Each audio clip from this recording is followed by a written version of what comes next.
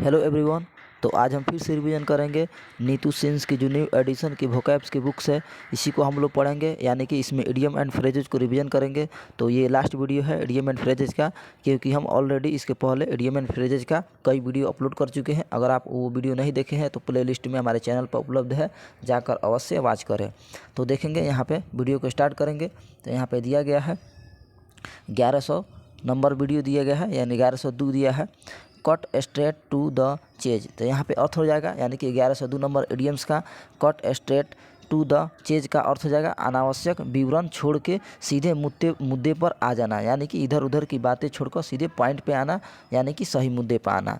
तो इसका मीनिंग्स होगा avoid unnecessary introduction and go to most important part of text, यानी कि कोई अनावश्यक यानी कि इधर उधर की बातें को छोड़कर सही मुद्दे पर आना, यानी कि कम टू द पॉइंट। अगला दिया गया है draw the line at something, यानी कि इस इडियम्स का अर्थ हो जाएगा draw the line at something का लक्ष्मण रेखा खींचना, यानी कि accept something put up to particular point, यानी कि एक ऐसा पॉइंट खींचना जो काफ़ी महत्वपूर्ण हो, काफ़ी हेल्पफुल हो। इसी को हम बोलेंगे draw the line at something, यानी कि लक्ष्मण रेखा खींचना। अगला दिया गया है ड्रॉप इन, तो यहाँ पे ड्रॉप इन का अर्थ हो जाएगा आकस्मिक या अनौपचारिक मुलाकात करना, यानी कि अचानक मिलना, टू पे अ कैजुअल विजिट। अगला दिया गया है ईट लाइक अ हॉर्स, तो यहाँ पे इस इडियम्स का अर्थ हो जाएगा ईट लाइक अ हॉर्स का बहुत ज़्यादा खाना, यानी कि ईट अ लॉट ऑफ फूड, यानी कि ज़्यादा मात्रा में भोजन को ग्रहण करना। अगला दिया गया है इल्बो ग्रीज, तो यहाँ पे इल्बो ग्रीज का अर्थ हो जाएगा कठिन शारीरिक श्रम और घोर परिश्रम करना, यानी कि a lot of physical effort, यानी कि काफ़ी महत्वपूर्ण कार्य करना, यानी कि काफ़ी मेहनती होना। अगला दिया गया है फ्लाई द नेक्स्ट, यहाँ में यानी कि यहाँ पे अर्थ हो जाएगा फ्लाई द नेक्स्ट का अपना अलग घर बसाना, यानी कि children living their parents home to live on their own, यानी कि अपना घर अलग बसाना, यानी कि अलग रखना। इसी को हम बोलेंगे फ्लाई द नेक्स्ट। अगला दिया गया है get on like a house on fire, यानी कि इस इडियम्स का अर्थ हो जाएगा get on like a house on fire का जल्दी ही घुल मिल जाना, यानी कि दोस्ती बना लेना। टू बिकॉम फ्रेंड क्विकली, यानी कि जल्दीबाजी में, यानी कि दोस्ती बना लेना।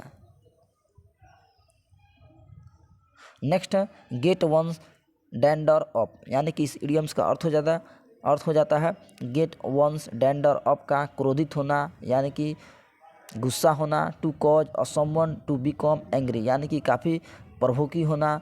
इसी को हम बोलेंगे गेट वंस डैंडर अप। अगला दिया गया है gate once dogs in a रो, इसका अर्थ हो जाएगा अच्छी तरह से तैयार या अव्यवस्थित, यानी कि व्यवस्थित होना। टू बी वेल प्रिपेयर्ड और well organised for something that is going to happen, यानी कि अच्छी तरह से तैयार होना, यानी कि प्रिपेयर रहना, व्यवस्थित रहना। नेक्स्ट है गेट द एक्स, तो यहाँ पे इस इडियम्स का अर्थ हो जाएगा गेट द एक्स का अपनी नौकरी खो बैठना, यानी कि टू लूज योर जॉब, यानी कि अपनी जॉब को खो बैठना। अगला है गो इजी ऑन समथिंग, यानी कि इस इडियम्स का अर्थ हो जाएगा गो इजी ऑन समथिंग का किसी चीज़ की थोड़ी मात्रा का ही उपयोग करना, यानी कि use only a small amount. Next है गो टू द वेल, यानी कि गो टू द वॉल का यहाँ पे अर्थ हो जाएगा इस इडियम्स का बर्बाद हो जाना या असफल हो जाना, यानी कि टू बी डिस्ट्रॉयड और फेल मिजरेबली, यानी कि पूरी तरह से असफल होना, फेलियर होना। इसी को हम बोलेंगे go to the wall. Next है हैंग ऑन एवरी वर्ड, तो इस इडियम्स का अर्थ होगा हैंग ऑन एवरी वर्ड का ध्यानपूर्वक सुनना, यानी कि लिसन वेरी केयरफुली, यानी कि केयरफुली तरीके से लिसन करना, यानी कि सुनना।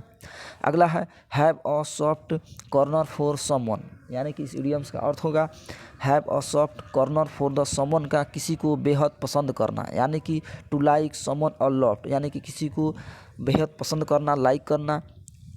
अगला है have your heart set on something, यानी कि किसी चीज़ को बेहद चाहना, to want something very much. अगला है ही यू लव्स लाउडेस्ट, यानी कि इस इडियम्स का अर्थ हो जाएगा ही हु लव्स लाउडेस्ट का जो अंतिम समय तक संयम रख कर जीत की ओर अग्रसर रहता है, यानी कि अंत में वह सफल होता है, यानी कि ऐसा व्यक्ति जो अंत समय तक लड़ता हो, यानी कि अपने सफल होने की कामना करता हो, इसी को हम बोलेंगे, यानी कि he who loves last loves loudest. यानी कि इस इडियम का अर्थ हो जाएगा he who focus on winning in the long terms in successful, यानी कि लंबे समय तक सक्सेसफुल का विनिंग का इंतजार करना। अगला है हिट अ ब्रिक वॉल, यानी कि इसका अर्थ हो जाएगा प्रगति करने में असमर्थ होना, यानी कि not able to make any progress, यानी कि उन्नति करने में असफल होना। अगला है हिट अ पर्पल पैच, तो यानी कि इस इडियम्स का अर्थ होगा हिट अ पर्पल पैच का सफलता या सौभाग्य का समय होना, यानी कि a run of success of good luck. अगला दिया गया है हिट द बुक्स, यानी कि इसका अर्थ हो जाएगा हिट द बुक्स का मन लगाकर पढ़ना, यानी कि टू स्टडी वेरी हार्ड, यानी कि काफ़ी कठिन परिश्रम करना और मेहनत करके अपने पढ़ाई करना, स्टडी करना, यानी कि मन लगाकर पढ़ना, इसी को हम बोलेंगे हिट द बुक्स, यानी कि बुक के प्रति लगाव रखना।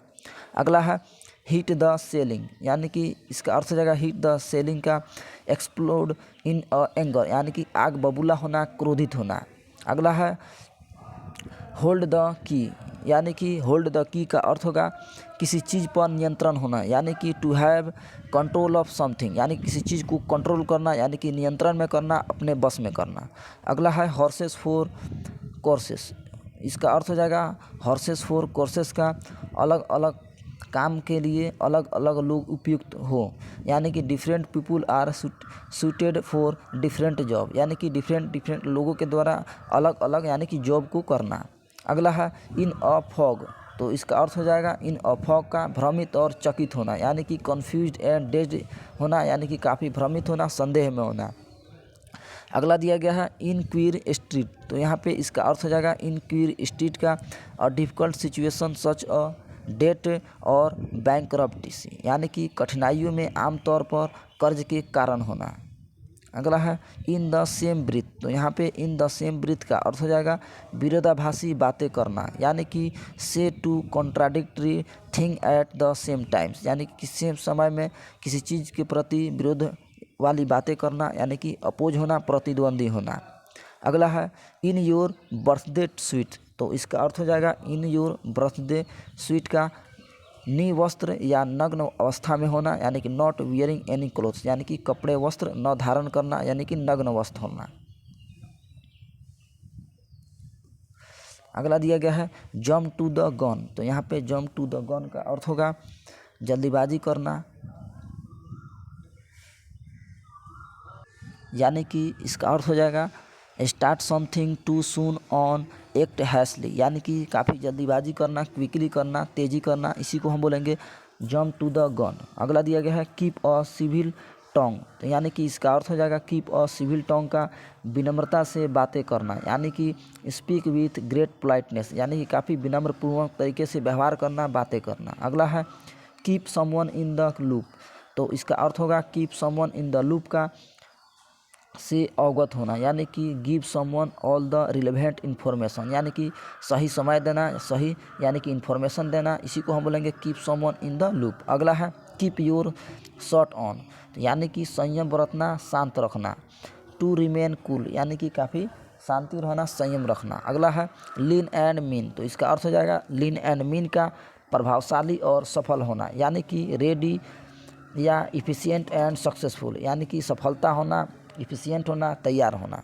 अगला है लेट डाउन, तो इसका अर्थ हो जाएगा लेट डाउन का की अपेक्षा अनुरूप न होने के कारण निराशा होना, यानी कि disappointment because something it is not a good as you thought it would be, यानी कि अपेक्षा के अनुरूप न होने के कारण निराश होना, हताश होना।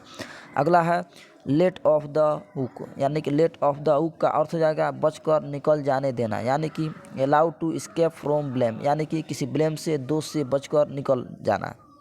अगला दिया गया है लाई लो, यानी कि लाई लो का अर्थ हो जाएगा सबके ध्यान से बचना, यानी कि try not to be noticed.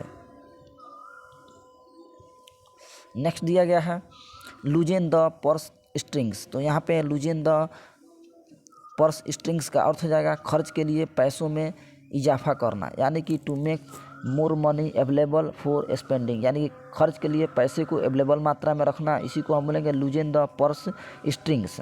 अगला दिया गया है made out of whole cloth, तो इसका अर्थ होगा made out of whole cloth का पूरी तरह से झूठा और मनगढ़ंत होना, यानी कि इंटायरली फॉल्स एंड फैब्रिकेटेड, यानी कि पूरी तरह से स्क्रिप्टेड होना, झूठा होना, नकली होना, इसी को हम बोलेंगे made out of whole cloth. अगला दिया गया है मेथड टू वंस मैडनेस, यानी कि किसी के गतिविधि के पीछे कोई कारण होना, चाहे वे गतिविधियाँ कितनी भी अजीब हो या मूर्खतापूर्ण क्यों ना हो। अगला दिया गया है मंथ्स ऑन एंड, यानी कि मंथ्स ऑन एंड का अर्थ होगा कई महीने लगातार, यानी कि several months in a row for many clothes months, इसी को हम बोलेंगे मंथ्स ऑन एंड, यानी कि कई महीने लगातार होना। अगला है ऑफ द ओल्ड स्कूल, तो ओल्ड स्कूल का अर्थ हो जाएगा ऑफ द ओल्ड स्कूल का पुरानी विचारधारा का व्यक्ति होना, यानी कि ओल्ड फैशन्ड इन थॉट, यानी कि कंजर्वेटिव, यानी कि पुरानी विचारधारा होना। अगला है ऑन द वेन, तो यहाँ पे ऑन द वेन का अर्थ होगा उतार पर होना, यानी कि कमज़ोर होना, कमी होना। On the decline becoming smaller, less important और लेस कॉमन। अगला दिया गया है पार्थियन शॉट, यानी कि पार्थियन शॉट का अर्थ हो जाएगा जब प्रस्थान कर रहे हो उस समय दिया गया तीक्ष्ण बयान, इसी को हम बोलेंगे पार्थियन शॉट। अगला है पाइप ड्रीम, तो यहाँ पे पाइप ड्रीम का अर्थ हो जाएगा कल्पना, एक ऐसा सुझाव या विचार जो संभव न हो, ऐसी कल्पना करना या ऐसी संभव विचार देना जो कभी असंभव हो, यानी कि संभव ही न हो। पाइप ड्रीम, यानी कि इसी का अर्थ हो जाएगा a dream or idea is unlikely to happen. अगला है पॉकेट एंड इंसल्ट, तो यहाँ पे पॉकेट एंड इंसल्ट का अर्थ हो जाएगा अपमान को चुपचाप सहन कर लेना, यानी कि टोलरेट इंसल्ट विदाउट प्रोटेस्ट, यानी कि बिना प्रोटेस्ट किए, यानी कि बिना उसे प्रतिद्वंदित किए हुए अपमानित को सह लेना। अगला दिया गया है पुलिस ऑफ, तो यहाँ पे पुलिस ऑफ का अर्थ हो जाएगा क्विकली फिनिश और कंज्यूम समथिंग, यानी कि जल्दी से किसी चीज़ को ख़त्म कर देना, यानी कि खो देना।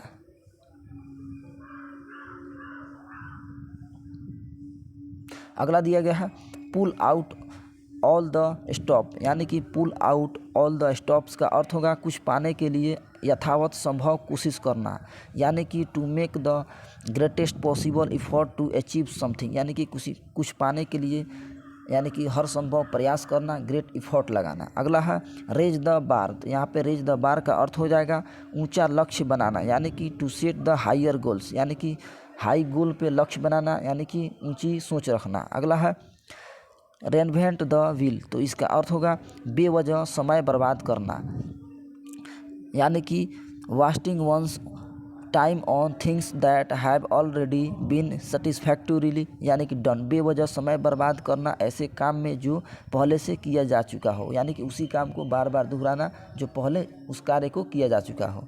अगला दिया गया है रन अराउंड इन सर्कल्स, तो इसका अर्थ होगा रन अराउंड इन सर्कल का बिना बात के व्यस्त रहना, यानी कि टू कीप डूइंग और talking about the same thing about without achieving anything. अगला है सेफ पेयर ऑफ हैंड्स, तो इसका अर्थ होगा इस इडियम्स का सेफ पेयर ऑफ हैंड्स का जिस पे भरोसा किया जा सके, यानी कि a person who can be trusted to do something, यानी कि जिस पर भरोसा किया जा सके, उस पर क्रेडिबल किया जा सके।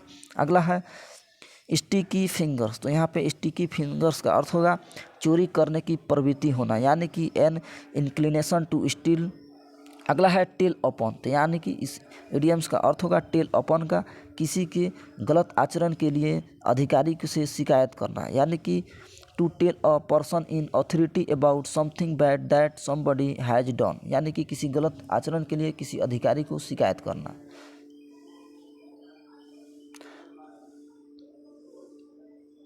नेक्स्ट दिया गया है अगला नंबर द बीज नीज, यानी कि द बीज नीज का यहाँ पे अर्थ होगा उत्कृष्ट या उत्तम, असाधारण, विशेष होना, यानी कि टू बी एक्सीलेंट और एक्स्ट्रा ऑर्डिनरी, यानी कि काफ़ी विचित्र होना, अलग होना, एक्स्ट्रा ऑर्डिनरी होना, यानी कि आउटस्टैंडिंग होना। अगला है द मूवर्स एंड शेकर्स, तो इस इडियम्स का अर्थ होगा द मूवर्स एंड शेकर्स का people who have a lot of power and influence, यानी कि प्रभावशाली होना, इफेक्टिवनेस होना, इसी को हम बोलेंगे the movers and shakers. Next है the sovereign head of the state, यानी कि इसका अर्थ हो जाएगा इस इडियम्स का राजा होना या सम्राट होना यानी कि किंग होना,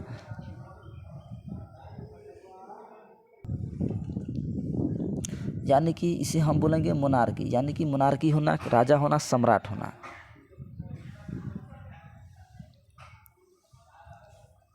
नेक्स्ट है थिक एज थीव्स। तो यहाँ पे थिक एज थीव्स का अर्थ होगा गहरी दोस्ती होना, यानी कि हैविंग अ क्लोज फ्रेंडशिप, यानी कि गहरी दोस्ती होना, रिलेशन होना। नेक्स्ट है थिक ऑल द बॉक्सेस, यानी कि थिक ऑल द बॉक्सेस का अर्थ होगा सारी शर्तें पूरी करना, यानी कि fulfil the all necessary requirements, यानी कि सभी रिक्वायरमेंट्स को फुलफिल करना। नेक्स्ट दिया गया है to be light years away. तो यहाँ पे to be light years away का अर्थ हो जाएगा बहुत लंबा समय या भविष्य या भूतकाल में होना, यानी कि an extremely long time from now in the past और फ्यूचर, यानी कि काफ़ी लंबे समय के लिए होना।